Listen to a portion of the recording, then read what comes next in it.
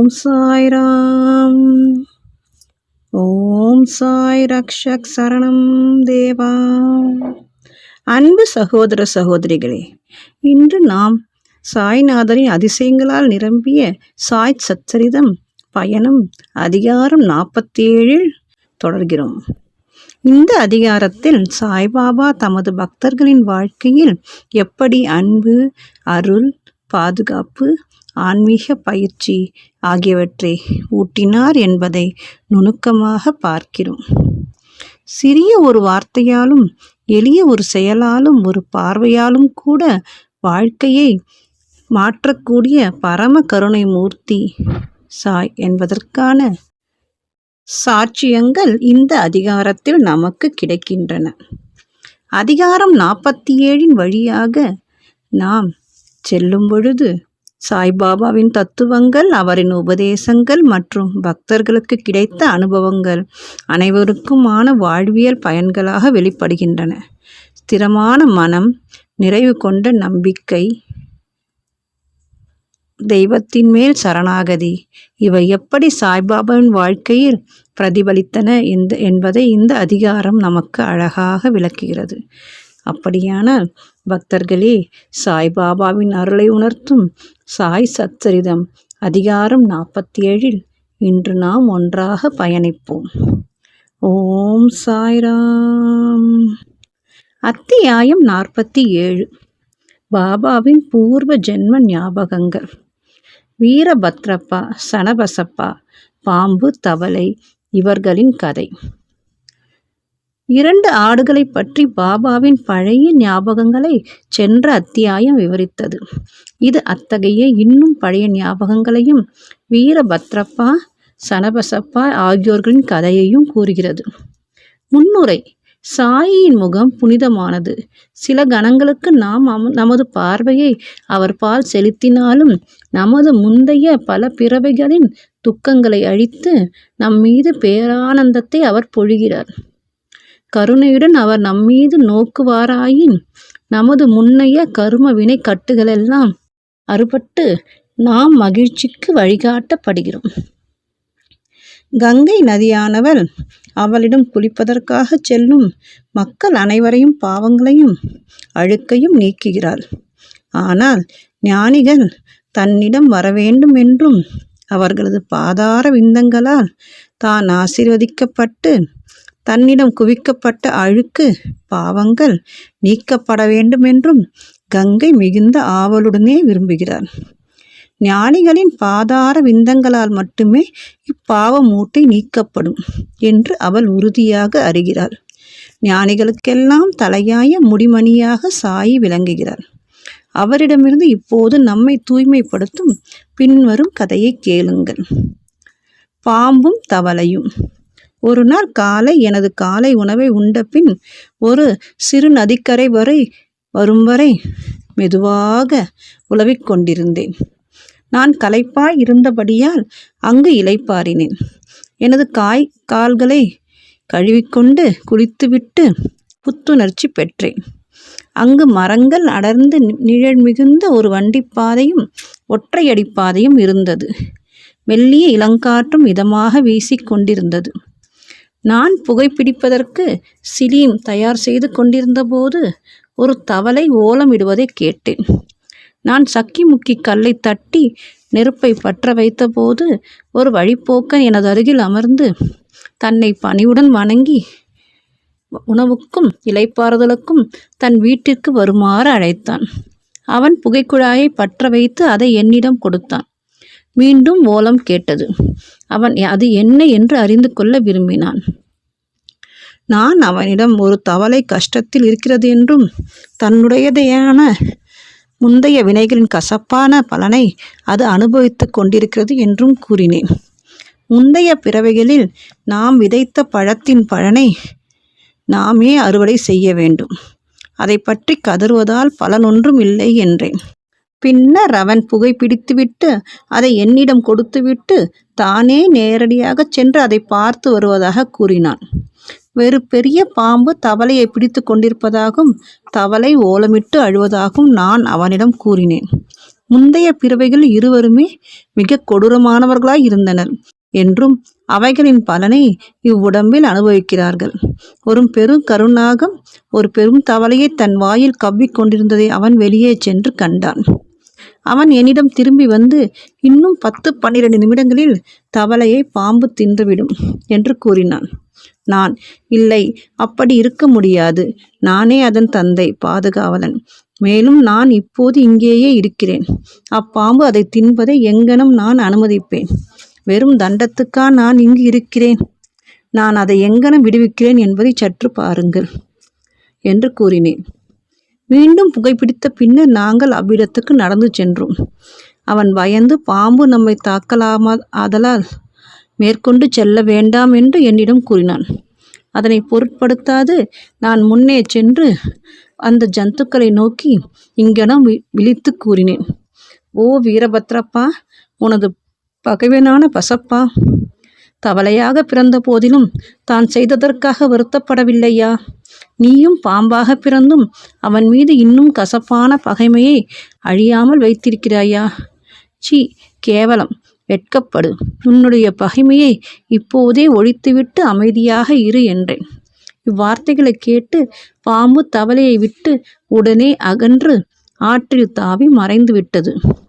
தவளையும் குதித்து புதர்களில் தன்னை மறைத்து கொண்டது. வழிப்போக்கன் மிகவும் ஆச்சரியப்பட்டான். அந்த மொழிகளை கூறியவுடன் பாம்பு எங்கனம் தவளையை போட்டுவிட்டு மறைந்து விட்டது என்பது தனக்கு விளங்கவில்லை என்றும், யார் வீரபத்ரப்பா, யார் பசப்பா, அவர்களின் பகைக்கு காரணம் என்ன என்று கேட்டான். அவனுடன் நான் மரத்தடிக்கு வந்து சிறிது புகைப்பிடித்து பின்னர் அப்புதிர் முழுவதையும் பின்வருமாறு அவனுக்கு விளக்கினேன். எனது இடத்திலிருந்து 4-5 மைல் தொலைவில் மகாதேவரின் கோவிலால் புனிதமாக்கப்பட்ட ஒரு புராதன கஷேத்திரம் இருந்தது. கோவில் மிக பழமையானதாகவும் சிதிலம் அடைந்தும் இருந்தது. அவ்வூரார் கோவிலின் பழுது பார்க்கும் வேலைகளுக்கு நிதி வசூலித்தனர். பெருந்தொகை வசூலிக்கப்பட்டதும் வழிபாட்டுக்கான ஏற்பாடுகள் செய்யப்பட்டன. பழுது பார்ப்பதற்கு திட்டமும் மதிப்பீடும் தயாரிக்கப்பட்டது. ஓர் உள்ளூர் பணக்காரன் பொக்கிஷதாரனாக நியமிக்கப்பட்டு முழு வேலையையும் அவனிடம் ஒப்படைக்கப்பட்டது.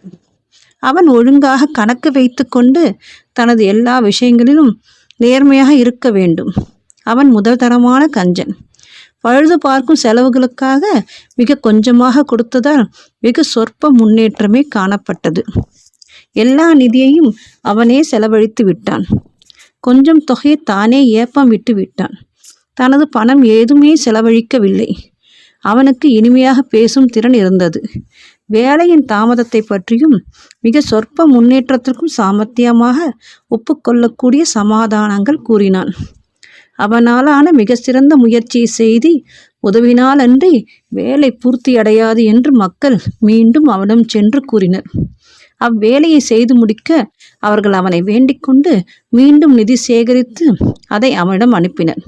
அவன் அதை பெற்றுக்கொண்டான். ஆனால் முன்போலவே எவ்வித முன்னேற்றமும் செய்யாமல் கம்மென இருந்தான். சில நாட்களுக்கு பின்னர் கடவுள் மகாதேவ் அவனது மனைவின் கனவில் தோன்றி, நீ எழுந்திரு, கோவிலின் கோபுரத்தை கட்டு, நீ செலவழித்ததை போல 100 பங்கு உனக்கு திருப்பித் தருவேன் என்று அவளிடம் கூறினார். இக்காட்சி அவள் தன்னுடைய கணவனுக்கு அறிவித்தாள். அது அவனுக்கு கொஞ்சம் செலவு வைக்கும் என்று அவன் பயந்து, அது வெறும் கனவே என்றும் அதை நம்பி செயலில் இறங்க தேவையில்லை என்றும், அல்லாவில் தன்னிடமும் ஏன் கடவுள் தோன்றி சொல்லவில்லை என்றும் கூறி சிரித்து மழுப்பிவிட்டான். அவன் அவளிடமிருந்து நெடும் தொலைவிலாயிருந்தான். கணவன் மனைவியிடத்தே மனஸ்தாபம் உண்டாக்கும் நோக்கத்துடன் கூடிய கெட்ட கனவு மாதிரி தோன்றுகிறது என்றான். அவள் அமைதியாக இருக்க வேண்டியதாயிற்று. நன்கொடையாளர்களின் விருப்பத்துக்கு மாறாக சேகரிக்கப்படும் பெரும் தொகைகளை கடவுள் விரும்புவதில்லை. ஆனால் பக்தி, ஆர்வம் இவற்றுடன் கொடுக்கப்படும் எளிய தொகைகளையே அவர் உவர்ப்புடன் ஏற்கிறார். சில நாட்களுக்கு பின்னர் கடவுள் மீண்டும் அவளது கனவில் தோன்றி, உனது கணவனை பற்றியோ அல்லது அவனிடம் இருக்கும் நிதியை பற்றியோ கவலைப்படாதே. கோயிலுக்காக அவன் எதையும் செலவு செய்யும்படியும் வற்புறுத்தாதே. எனக்கு தேவையானது உணர்வும் பக்தியுமே. எனவே உனக்கு சொந்தமானது எதையும் நீ விரும்பினால் கொடுப்பாயாக என்று அவளிடம் கூறினார். இக்காட்சியை பற்றி அவள் தன் கணவனுடன் கலந்தாலோசித்தாள். தனது தந்தையால் கொடுக்கப்பட்ட ஆபரணங்களை எல்லாம் கொடுக்க தீர்மானித்தார். கஞ்சன் கலக்கமடைந்து கடவுளையே இவ்விஷயத்தில் ஏமாற்ற தீர்மானித்தான். அவன் அவ்வாபரணங்களை ரூபாய் 1000க்கு குறைவான மதிப்பீடு செய்து தானே வாங்கி கொண்டு அதற்கு பதிலாக கடவுளுக்கு ஒரு நிலத்தை பாதுகாப்பு சொத்தாக வழங்கினான். இதற்கு மனைவியும் சம்மதித்தார். இந்நிலமும் அவனுடையதல்ல. டுபகி என்ற ஏழை பெண்மணி ஒருத்தி அதை அவனிடம் 200க்கு அடமானம் வைத்து நெடுநாளாக அதை அவளால் மீட்க இயலவில்லை. எனவே கபடனான அக்கஞ்சன் தனது மனைவி, டுபகி மற்றும் கடவுள் அனைவரையும் ஏமாற்றினான். நிலமோ தரிசு, ஒன்றுக்கும் பயனற்றது. சிறந்த பருவ காலங்களில் கூட விளைச்சல் ஏதும் கொடுக்காது. இவ்விதமாக இந்த வாணிப நடவடிக்கை முடிவு பெற்றது. ஒரு ஏழை பூசாரின் பொறுப்பில் நிலம் விடப்பட்டது. அவனும் இத்தர்மத்தால் மகிழ்ச்சி அடைந்தான். சில நாட்களுக்கு பின்னர் வினோதமான நிகழ்ச்சிகள் நடைபெற்றன. பயங்கர புயலும் பேய் மழையும் வந்தது. கஞ்சன் வீட்டில் இடி விழுந்து கணவனும் மனைவியும் இறந்தனர். டுபகியும் மரணமடைந்தாள். அடுத்த பிறப்பில் அப்பணக்கார கஞ்சன் மதுராவில் ஒரு அந்தன குடும்பத்தில் பிறந்து வீரபத்ரப்பா என்று பெயரிடப்பட்டான். அவனுடைய பக்தியுள்ள மனைவி கோயில் பூசாரின் மகளாக பிறந்து கௌரி என்று பெயரிடப்பட்டார். டுபகி கோவில் பணி செய்வர் ஒருவரின் குடும்பத்தில் ஆணாக பிறந்து சனபசப்பா என்று பெயரிடப்பட்டார். அப்பூசாரி எனது நண்பன். அவன் அடிக்கடி என்னிடம் வந்து உரையாடி புகைப்பிடிப்பான். அவனது மகளான கௌரியும் என்னிடம் பக்தி பூண்டவர். அவள் வேகமாக வளர்ந்தாள். அவளது தகப்பனார் அவளுக்கு நல்ல வரன் ஒன்றை தேடினார். அவனிடம் நான் இதை பற்றி கவலை கூற வேண்டாம் என்றும் மாப்பிள்ளையே அவளை தேடிக்கொண்டு வருவான் என்றும் கூறினேன். அவர்கள் ஜாதியில் உள்ள வீரபத்ரப்பா என்ற ஏழை பையன் ஊராக திரிந்து கொண்டும் பிச்சை எடுத்துக்கொண்டும் அப்பூசாரியின் வீட்டுக்கு வந்தான். என்னுடைய சம்மதத்தின் பேரில் பூசாரி கௌரியை அவனுக்கு மனம் முடித்து வைத்தாள். அவனுடைய திருமணத்திற்கு நான் சிபாரிசு செய்ததால் வீரபத்ரா முதலில் பக்தி பூண்டவனாக இருந்தான். இப்புது ஜென்மத்திலும் அவன் பணத்தாசை பிடித்தவனாக இருந்தான். அவன் தான் சம்சாரியாக இருப்பதால் பணம் சம்பாதிக்க என்னை உதவி செய்ய சொன்னான். விசித்திரமான நிகழ்ச்சிகள் நடைபெற்றன. விலைவாசிகளில் திடீர் ஏற்றம் கண்டது. கௌரியின் நல்ல அதிர்ஷ்டத்தினால் நிலத்துக்கு பெரும் கிராக்கி ஏற்பட்டு அத்தர்ம நிலம் 1,00,000 ரூபாய்க்கு விற்கப்பட்டது. அவரது ஆபரணத்தின் மதிப்பை போல் 100 பங்கு. பாதித்தொகை பணமாகவும் மீதித்தொகை ரூபாய் 2000 வீதமாக 25 தவணைகள் கொடுக்கப்படவும் இருந்தது. இந்த விவகாரத்தை அனைவரும் ஒப்புக்கொண்டனர். ஆனால் பணத்துக்காக சண்டை பிடித்து கொண்டனர். எனது யோசனைக்காக அவர்கள் என்னிடம் வந்தனர். கடவுளுக்குரிய அந்த சொத்து பூசாரியின் பாதுகாப்பில் இருந்தது. கௌரியே அதன் ஒரு பிதுரார்ஜித சொத்துக்கு வாரிசுக்காரி, உரிமைக்காரி. அவளது சம்மதமின்றி எந்த பணமும் செலவிடப்படக்கூடாது. அவளது கணவனுக்கு அதில் எவ்விதத்திலும் உரிமை இல்லை என்று நான் கூறினேன். என்னுடைய கருத்தை கேட்டு வீரபத்ரப்பா என் மீது கடுமையான கோபமடைந்தான். நான் கௌரியின் உரிமையை பலப்படுத்தி அவளது சொத்தை கவர விரும்புவதாக அவன் கூறினான். அவன் கூற்றை கேட்டு நான் கடவுளை நினைவு கூர்ந்து அமைதியாய் இருந்தேன். வீரபத்ரப்பா அவனது மனைவியை திட்டினான். மதியம் அவள் என்னிடம் வந்து பிறர் மொழிகளை பொருட்படுத்த வேண்டாம் என்றும் எனது மகளாய் இருப்பதால் அவளை கைவிட வேண்டாம் என்றும் கூறினாள். இவ்வாறாக அவள் எனது பாதுகாப்பை வேண்டியதனால் அவளை காப்பதற்காக நான் 7 கடலையும் கடுப்பேன் என்று அவளுக்கு வாக்கு கொடுத்தேன். பின்னர் அன்றிரவு கௌரி கனவு கண்டாள். மகாதேவ் அவளது கனவில் தோன்றி, பணம் முழுவதும் உன்னுடையது, எதையும் யாரிடமும் கொடுக்காதே. கொஞ்ச பணத்தை கோயில் வேலைக்காக சனபசப்பாவிடம் கலந்து ஆலோசித்து செலவிடு. வேறெதற்காவது அதை நீ செலவிட விரும்பினால் மசூதியில் உள்ள பாபாவிடம் கலந்து ஆலோசி என்று சொன்னார். கௌரி என்னிடம் அக்கனவை கூறினார்.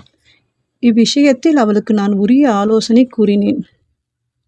அசல் தொகையை அவளே எடுத்துக்கொள்ளவும் வட்டியில் பாதியை சனபசபாவுக்கு கொடுக்கவும் கூறினேன்.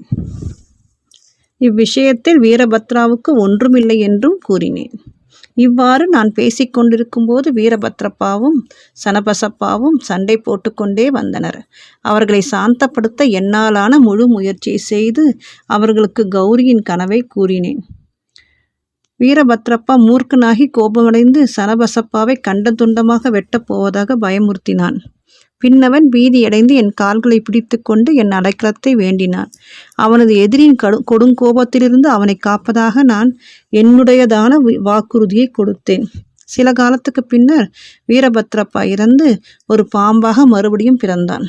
சனபசப்பாவும் காலமாகி பின் தவளையாக பிறந்தான்.